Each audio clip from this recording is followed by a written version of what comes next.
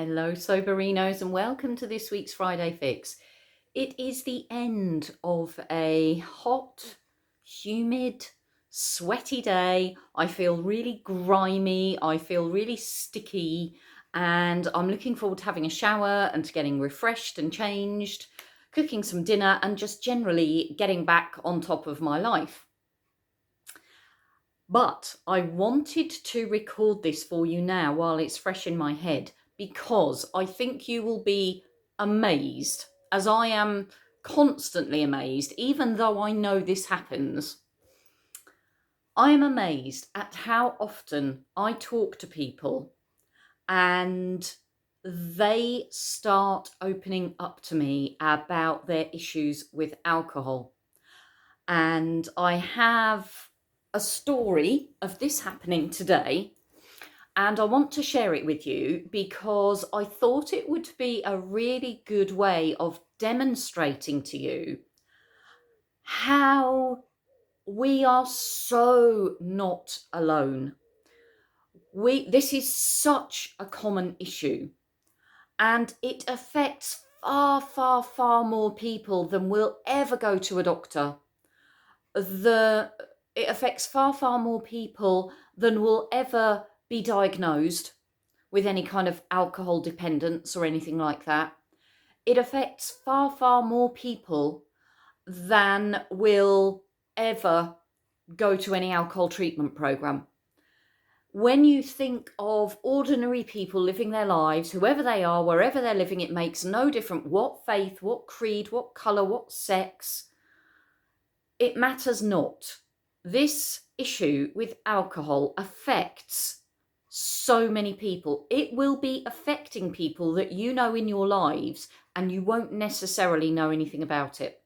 And the reason I want to share my little story from today with you is because hopefully if I emphasize this enough, you will understand that this is normal. This is absolutely normal. And maybe, like me, you will take some reassurance from that. So when I was living in Spain, it was quite soon after I first got sober, I was living in Spain. And I remember frequently bumping into people and having a chat with them and telling them about Go Get Sober, telling them about what I did. And I remember being quite shocked back then as to how many people I spoke to would suddenly open up to me and tell me about their problem with drink, the amount they were drinking, the times they tried to stop, the fact that they were questioning their drinking. I remember way back then, even then, it staggered me how many people I spoke to also had this issue. And so today, I have spoken to three different women who I've never met before, who I don't know very well. I've had a little bit of a Twitter conversation and a text conversation with one of them, and I know one of them just a tiny little bit from events that I've been to here in Suffolk in the UK, and the other one I don't know at all. So I'm going to take my watch off. It's not my watch, it's my Fitbit, because it's pinching my skin. And really irritating. I now have a red patch on my wrist. So I've spoken to these three stranger women today. And in the conversation with the first one, who is in her 40s, I had a conversation with her this morning. I was coaching her through some issues that she's got. And she was describing that she developed a problem with drinking. She was drinking too much and too often. But she also described to me how she'd recently taken she'd been prescribed medication after years and years and years of experiencing high levels of anxiety, high levels of depression. She had resisted medication because she felt she could do without it, basically. And she had decided recently that she was going to take some medication. So the doctor had prescribed her some medication and she'd been taking it for a couple of weeks. And when I spoke to her today, this medication had helped her. She was feeling lighter, she was feeling brighter, she was less depressed, she was more motivated. and she'd gone for the past week without drinking any alcohol. And she said it hadn't even occurred to her to drink. And she'd been thinking about this, and she thought that really the root of the drinking was the depression. And by dealing with the depression and the anxiety, she was discovering that she didn't really need to drink. And so that was a really interesting conversation. The second woman I spoke to today, now I'm just trying to think of the right order, yes, was somebody that I'd met through Twitter, and we'd been texting each other, and we got together for the first time face to face.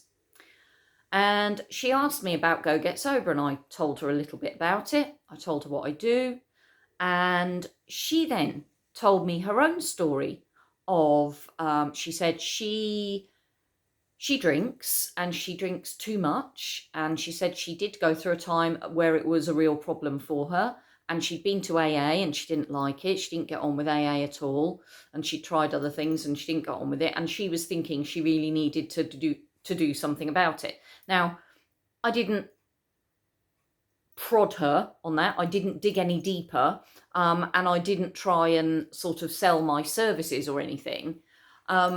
What we did was we had a kind of general conversation about all sorts of different things. So that was really as far as we got. But it was really interesting because after I had my conversation with her, I was thinking, wow, that's two people in one day that I've spoken to about other things. They've brought up Go Get Sober, and they've been interested in it, and they've opened up to me about their own personal problems with alcohol and the fact that they've struggled with drink in some way, shape or form. And then straight after I'd met the second woman, I met somebody else and had a chat. This is all face-to-face. I've had lots of face-to-face conversations today, which has been brilliant and refreshing. So the third woman I met was chatting to her about various things, and to do with work. This was kind of a colleague at work. And she asked me about, she said something about Go Get Sober. She didn't know I did Go Get Sober anyway. She was asking me about my job, and she asked me, I mentioned something about Go Get Sober, and she said, oh, what's that? And so I told her about it. So for the third time today, I'd spoken to the third person and was telling them about Go Get Sober. And she said, oh, and she was really interested. And she said, oh, I haven't had a drink since, I think she said 2014, 15. And she said it had become a real problem for her. And she talked about clinical depression. And she talked about having experienced these mental health issues for a long time. And she'd worked within mental health. And she had colleagues who worked in alcohol services and things like that. But she was talking about how the drinking culture, even amongst alcohol support workers, even amongst mental health workers, was so extreme that even when she was divulging her own problem drinking habits to her colleagues within alcohol services, that was kind of normal. They didn't bat an eyelid. They didn't suggest that she go get help. And she stopped drinking because she'd realised drink had become an issue for her. And like I say, she'd been sober since about 2014, 15. So I left her, we said goodbye, we parted, and I drove home, and I've just recently got home. And this has been going around in my head. I thought, I've met up with 3 people face to face today, the only 3 people I've spoken to today, and every single one of them has had an unhealthy relationship with alcohol in some way, shape or form. And either that's a relationship they're currently working on or it's in the past. And all 3 of them have been really interested in Go Get Sober, to the point that they're visiting the website, they're looking at the information on there, and they're interested in finding out more because this has touched their lives. And I want you to know about these conversations I've been having, because I want you to know that you are not a problem. The problem isn't you. The problem is alcohol. The problem is society's attitude towards alcohol. Alcohol is an extremely addictive substance. Not only is it an extremely addictive substance, but it's an extremely profitable substance. So All of the drinks industries are making a lot of money from the sale of alcohol. So, of course, they want to sell it to us as the way that we enjoy ourselves, the way that we relax, the way that we socialize, the way that we unwind, the way that we de-stress. Of course, they're going to sell it to us as this big product that can do all these amazing things for us. And so, of course, most of the population, certainly in Western cultures, this is normal. This is normal to go out and drink.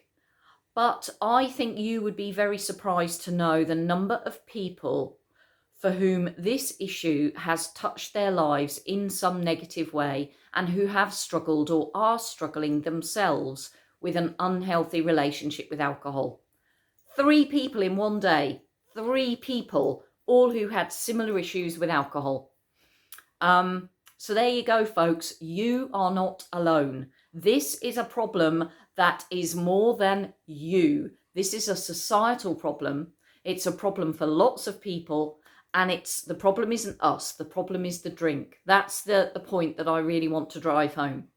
And it's a problem that can be solved. And it can be solved easily. It can be solved healthily. And it can be solved happily in a way that you can really enjoy and thrive in your sober life once you've stopped drinking.